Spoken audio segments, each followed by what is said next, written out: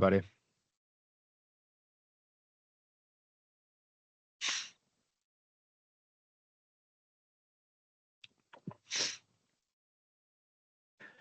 Okay.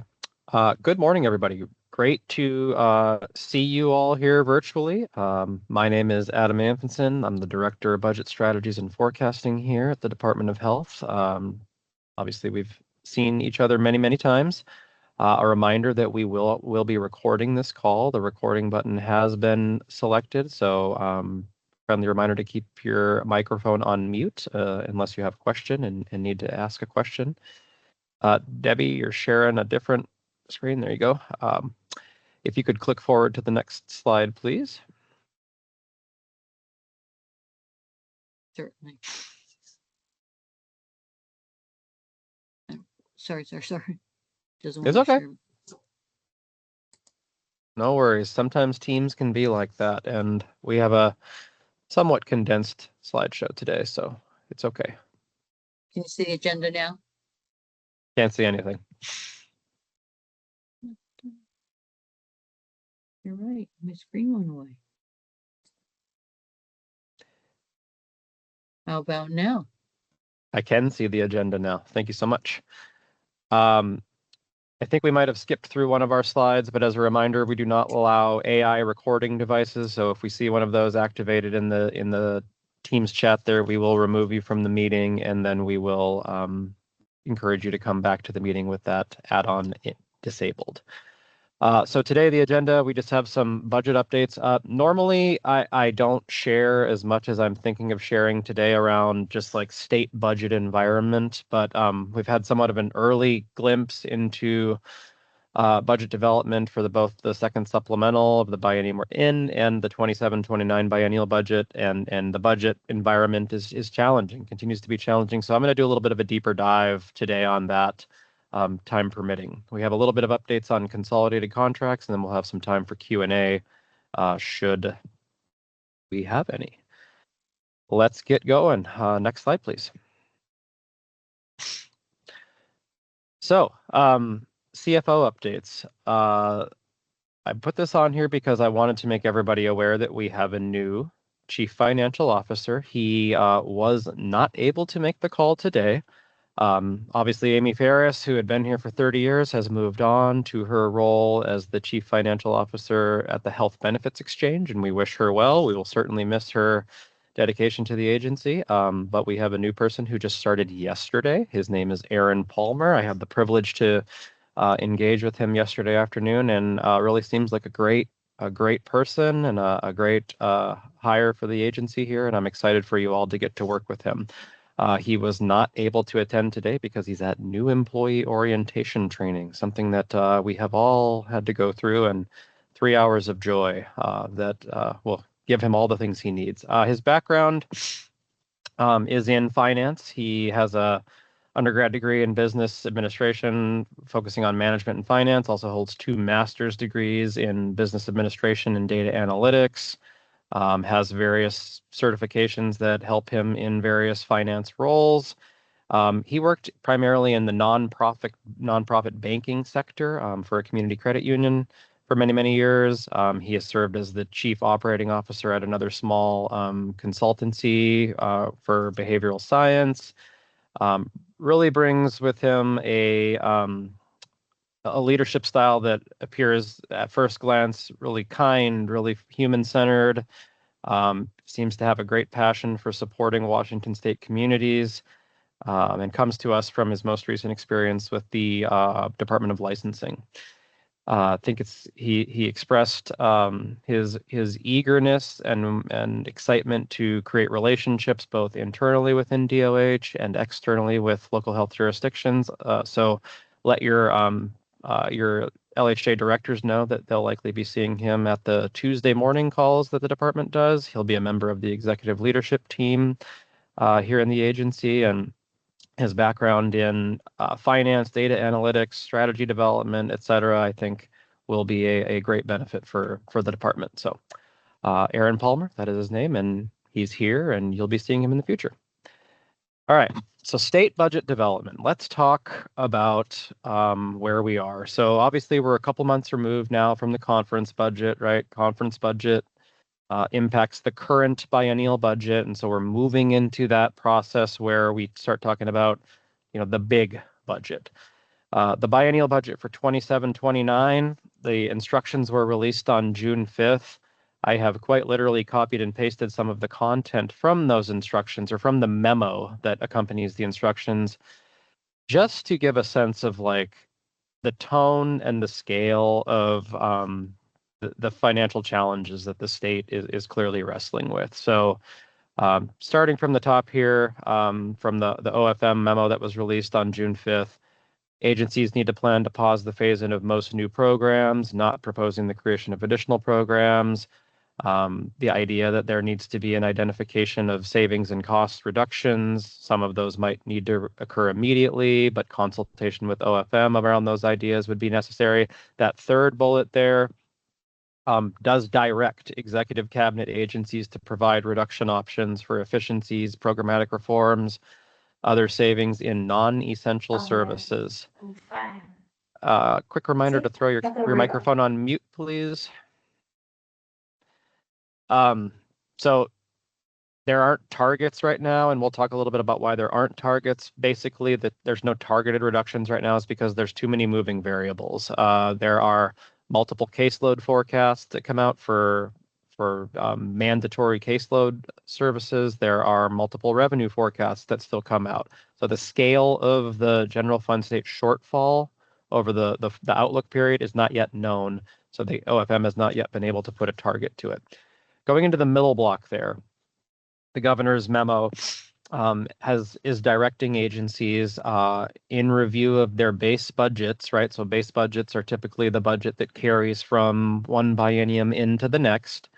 The governor has asked that agencies review programs that were created and or expanded after January 1st of 2019, to review areas where the state of Washington provides particularly high levels of services relative to other states, or is one of only a handful of states that provides a specific service or program. And then that third sub-bullet of innovative proposals that reimagine service delivery in cost-effective ways.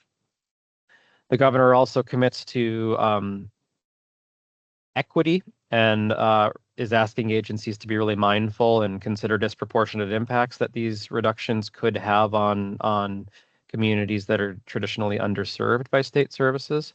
And that's a delicate balance, right? Given that a lot of investment in recent years has been to address disproportionate impacts out there in underserved communities. The last three bullets there are around policy level budget requests. So generally speaking, you have two buckets: maintenance level, policy level. We're going to talk a little bit in a little bit more detail about those momentarily, but policy level are generally your new program requests, your requests for new funding. You see more of those traditionally in a biennial request.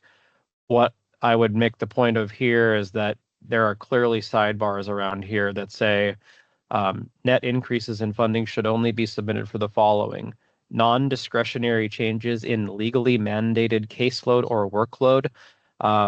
The Department of Health effectively does not really have those. That is referencing caseloads that are largely part of caseload forecasts, K-12, Medicaid, Supplemental Nutrition Assistance Program, TANF, things of that nature.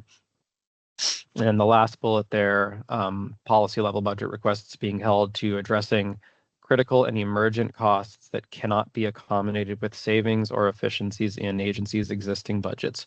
So the things that the Department of Health is able to put forward are largely going to fit into that last bullet there. Next slide, please. Well, that slide must have got out of order. You've already introduced myself in this call. Debbie, I'm seeing the slides hop all over. Can you go to the slide? Keep going. It says budget updates on mine. I wanted to say state budget development. Thank you so much. Okay, so this is where I was thinking about doing a little bit of a deeper dive here. I'm providing you with two links. So we had the privilege of a couple things last week that were really helpful in understanding the state budget context. As I mentioned, the Office of Financial Management released their instructions and the memo on June 5th.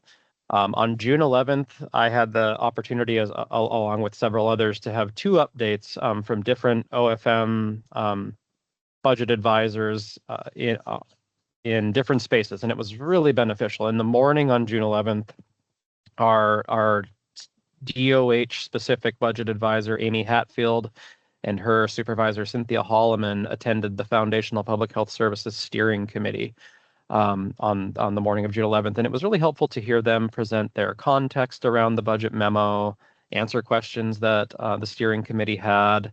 And then later that afternoon, Budget Director Robin Williams, who also had previously had the role of supervisor and over top of the State Department of Health, gave a presentation to all state agency executive finance persons in the state enterprise around the budget context. So the first link that I've provided here is to the governor's memo. Feel free to click that, read it. Not going to look at that right now.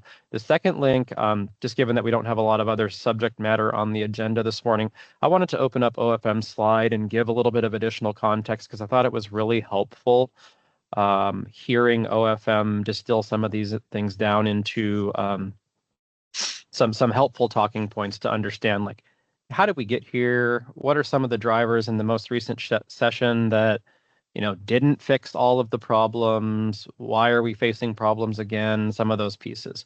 Now, this is not my presentation. I want to make that clear. I can't speak to every single component of it with the level of detail that I'd like to be able to, but I do want to share it with you so that you have some awareness of this package. Next slide within this slideshow, please, Debbie.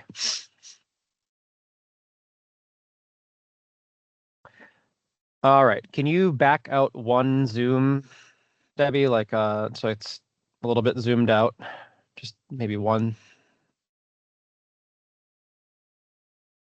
Perfect, there we go, thank you.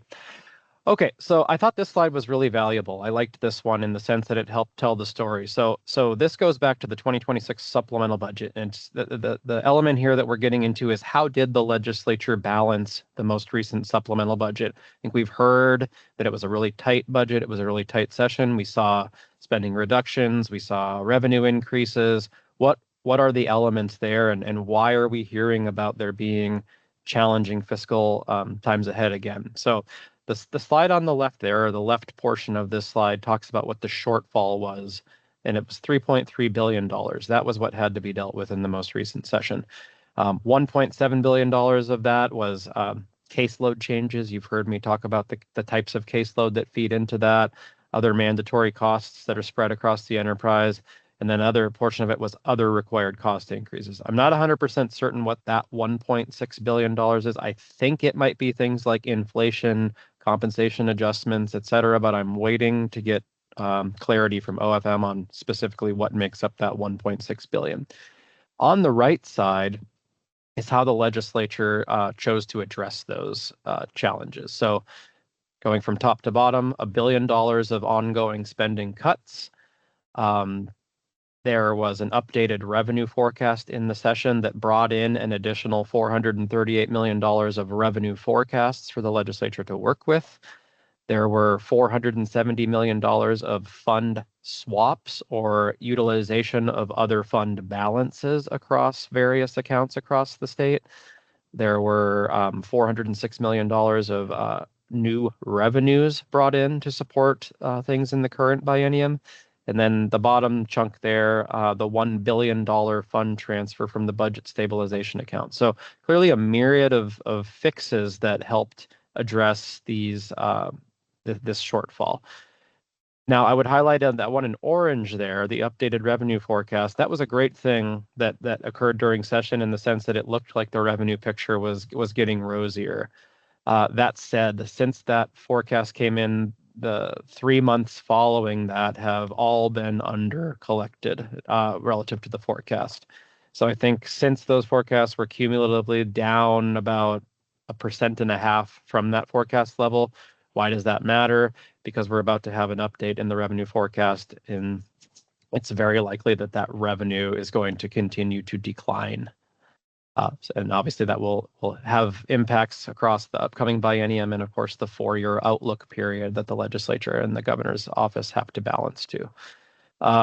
Some of these other moves are one-time in nature, right?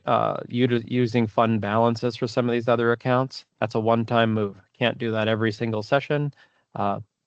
Presumably there could be some level of doing that again, but not to the degree that was most recently completed in the session. And then, of course, the fund transfer from the budget stabilization account, right? Like you can only utilize the budget stabilization account so many times as using it depletes it, right? There are requirements to continue transferring funds legally into that account, but pulling from it over and over and over again becomes challenging and not a sustainable solution. If you could keep scrolling, Debbie, to the next one, please. I thought this slide was really helpful because this talks about how the state's general fund is spent. So majority of near general fund, that's what NGFS is. We sometimes say GFS, general fund state. Near general fund actually is composed of 4 different accounts, and I don't know all of them right offhand, but general fund state's the big one. And then there's like a K-12 education legacy trust account, and then a couple other ones that sort of are treated similar to general fund. Our state agency and the funds that ultimately flow through to other entities through DOH are general fund state. They're not composed of those other 3 accounts. Point to take away on this slide is there's required spending and there's not required spending. On the left side there, you can see the examples of the required spending, and about 65% of that budget is protected by law. So things debt service, pension contributions, entitlement services like the TANF, TANF's financial aid, Medicaid, K-12 basic education, correctional institutions, working families tax credits, courts, transfers to the budget stabilization account, all required. And those are the things that get into with our various like maintenance level type requests that the state has to address before they can address any types of policy level requests. And during times of revenue going down and caseloads going up, you reach this sort of perfect storm challenge where these required spending challenges are increasing. At the same time, you might have revenues decreasing. Naturally, that puts intense budgetary pressure on the state and makes for a challenging budget environment. Not required spending. I think the big thing I would point out here is the second bullet. Some human services programs, i.e. public health, are in that not required spending bucket. Doesn't mean that they are not valued at the state enterprise level. Doesn't mean that all of public health funding is going to go away, but it does mean that it's in that more discretionary bucket as opposed to that required bucket. Scroll down, please. This slide here, I think is helpful to just frame up what does the state spend its general fund on. So you can see in the 25-27 budget in the middle there, near general fund outlook spending is around $80 billion. K-12 schools naturally make up the vast majority of that at 42%. Human services follow closely at 39%. And you can see higher education, general government, etc. Next one, Debbie, please, if you could keep scrolling down. So this is the outlook that's enacted right now. And I think we don't need to go into each one of these lines. I don't build this slide, so I'm not familiar with every single item on here. But what I would point out on this is just the line that says projected ending balance. It's around the middle of the screen, maybe about 3 rows up from the yellow line. And you can see that, in 2026, they were down to $1 billion. 2027, it was down to $277 million ending balance. By fiscal year 2028, the budget that was passed in the most recent outlook was already trending negative. And there were circumstances in the budget that allowed for this. And I forget exactly what it was, but it had to do with either like GDP level or something with utilizing the budget stabilization account where that temporarily it can go into the red, but it was projected to restore by the end of state fiscal year 2029 into the positive territory. When we start to see the new budget come into shape here and the new outlook, we'll start to have 2027-29 and 2029-31 on here. And right now, if we have revenue challenges and we have cost growth in entitlement services, the framing of the challenge from OFM was that it's going to be a challenging budget environment. Do you need to scroll down, please? So what are some of those challenges, right? As I just noted on the last slide, the structural deficit in state fiscal year 28, revenue collections are trending down. There are legal challenges out there around recent revenue adjustments that were made in the budget, loosely referred to as the millionaire's tax. It's unclear where that's going to go. We have high caseloads due to economic uncertainty and high inflation. And then the last three bullets there, obviously, international conflicts that are impacting prices. We all see that every day right now. Federal funding uncertainty. I have a slide where we'll talk about federal funding in a moment here, specific to our agency alone, but obviously there's impacts from federal funding decisions that hit Washington and all states in various ways. Labor market is a bit mixed, it says, and then Seattle inflation is up and higher than the national average. Debbie, if you could keep scrolling down. I don't know that I'm going to talk to the rest of these. So the question of what's the deficit? Why don't we know, right? This is the answer to that. Revenue is going to change over 3 forecasts. Caseloads will continue to change. Federal funding may change. And then litigation and or ballot initiatives may have challenges that impact expenditures. So that's why there's no what is the number right now. But OFM is just sharing this slideshow with everyone to make sure that there's awareness of the budgetary challenges. I think that might be it, Debbie. If you could scroll down a little bit more. All right, all good. So if Debbie, if you could leave this slideshow, please, and return to the PowerPoint, that would be wonderful. Just wanted to give everyone an opportunity to understand a little bit more around the state budget sort of pressures, the state budget scenario, the memo, et cetera. If you could scroll into the next slide on this show, Debbie.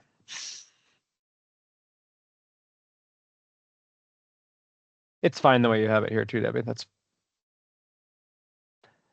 is a repeat slide. If you could keep going. Okay. Upcoming key dates. So where are we right now? So it's June, obviously.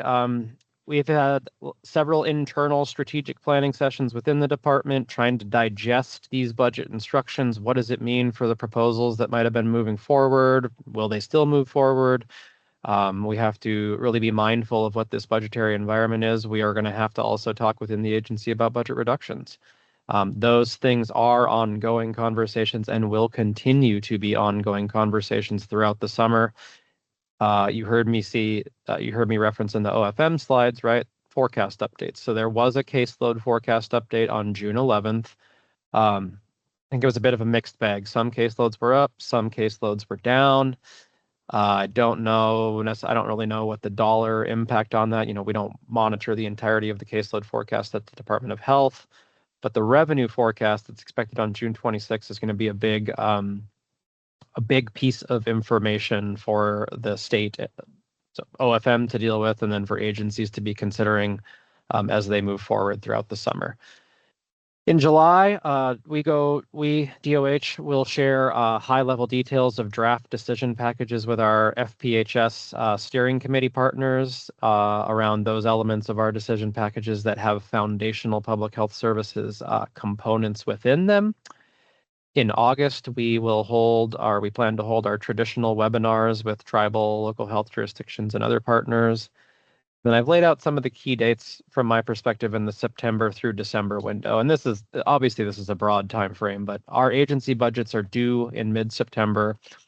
We'll see 2 more revenue forecast updates, so September and November. So 3 revenue forecasts before there's an ultimate budget here, June, September, and November.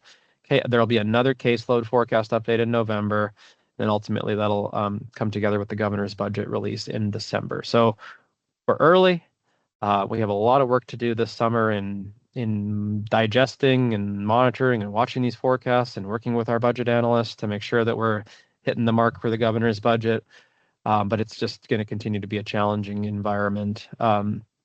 Just in terms of magnitude, the caseload adjustments can run anywhere from $2 billion to $12 billion for like the 5-year window that we're in.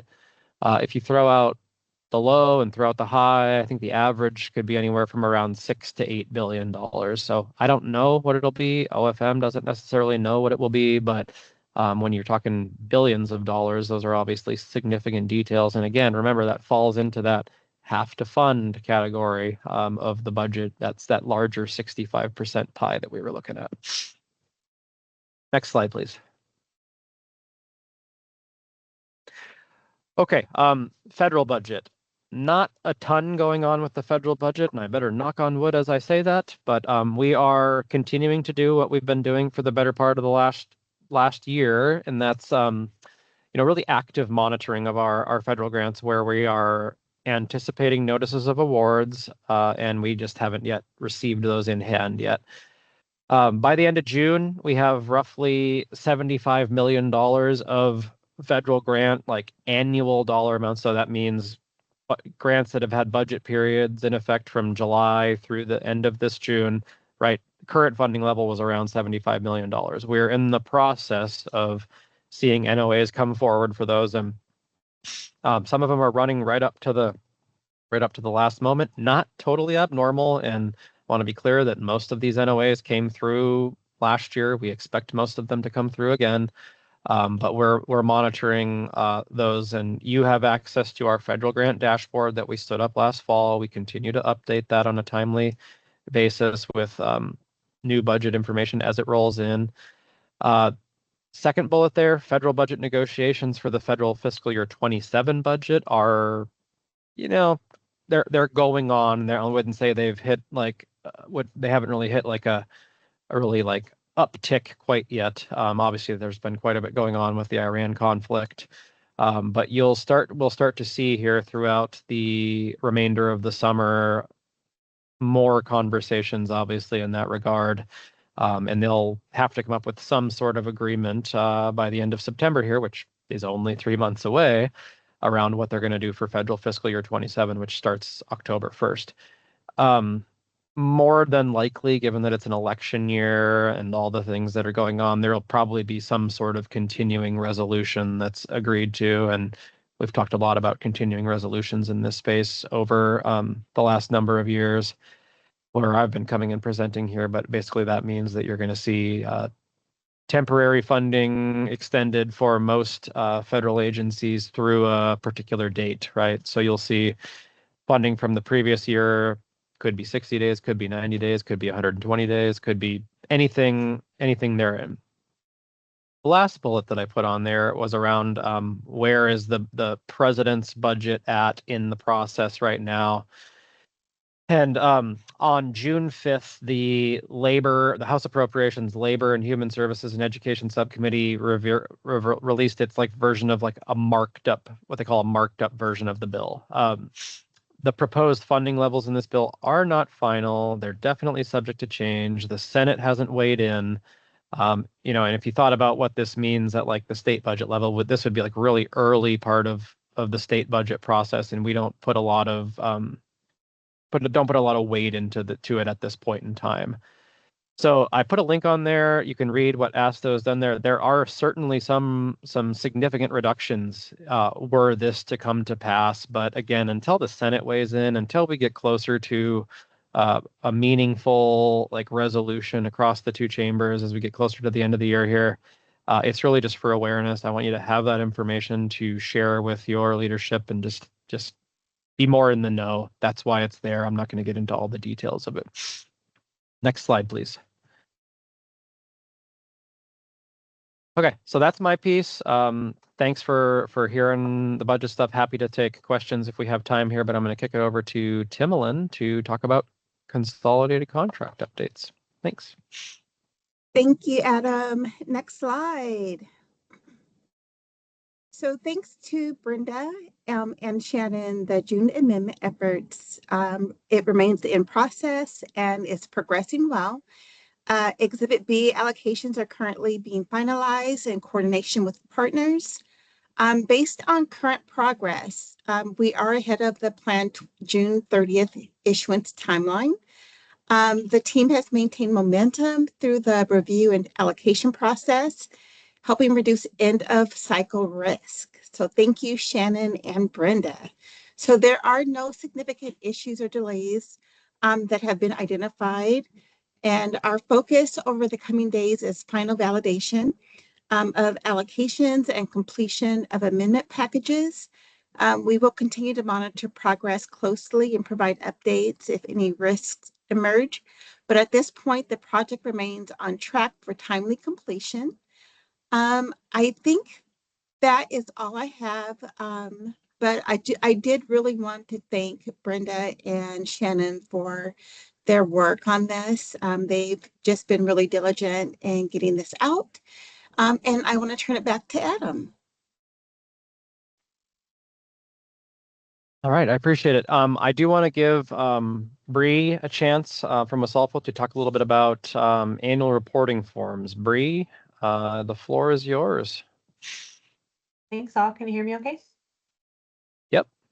Great. Well, hi everyone. I'm Brianna Steer from Wasalfo, one of the FPHS advisors, policy advisors, and just wanted to remind you all that the fiscal year 26 annual reporting forms and the qualitative portion has been sent out. I believe it's been about 2 weeks since you received those, and then we also sent out a copy of the recorded tutorial and office hours last week. So if you haven't received that, or if you haven't heard from your administrator about that, definitely reach out to them. And if you have any additional questions, myself and Chris Goodwin are here to answer them. Those reporting forms are due July 17th, so exactly 1 month. And those are a prerequisite for you to receive your fiscal year 27 funds. So as you just heard, cons are moving along smoothly. And so we are fully anticipating a very smooth rollout of FPHS funds this year, but that requires you to get your materials in on time. So that's all I had, just a quick update, reminding you that we're about 30 days out from that due date. And if you're welcome to get them in sooner, we've already seen a couple roll in. So that's all I have, Adam. Thank you, Bree. Appreciate it. All right. Does anybody have any questions? I think we can end the recording now. Thank you, Debbie. Appreciate it. If there are questions that you have around, any topic really, I can try to field them. No guarantees that I have all the answers.